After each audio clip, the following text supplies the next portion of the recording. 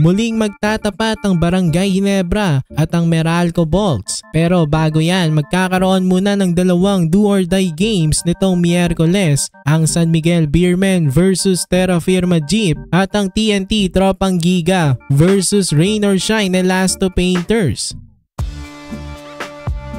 So dalawang teams pa lang ngayon ang nasa semifinals na. Ayun nga ang Barangay Ginebra at ang Meralco Bolts. Magkakatapat na naman nga silang dalawa. Matatandaan nga natin mga kabakets na karamihan ng mga championships ng Ginebra, etong Meralco ang kanilang kalaban sa finals. At hindi pa nga sila natatalo sa finals nitong Meralco Bolts. Pero noong 2022 Philippine Cup quarterfinals, dito na nanalo itong Meralco Bolts sa Barangay Ginebra.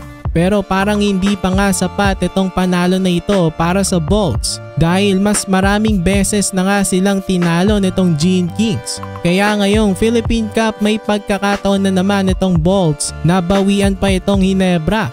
Ito namang Ginebra may gustong patunayan sa Bolts. Gusto nilang patunayan na kaya pa rin nilang talunin itong Meralco kahit na sa Philippine Cup. Kaya nga nakaka-excite at mas tumitindi pa itong rivalry ng Barangay Ginebra at ng Meralco Bolts. Pero bago maganap ang rematch nitong Meralco at Ginebra, magkakaroon muna ng dalawang do or die games nitong Miyerkules. Ginulat nga ng Terra Firma Jeep ang lahat matapos makapuwersa ng knockout game kontra sa first seed na San Miguel Beermen. Sa May 15, Wednesday, mauuna nga ang matchup nitong San Miguel Beermen at Terra Firma Jeep. Very exciting ang game na ito dahil again do or die game na nga ito.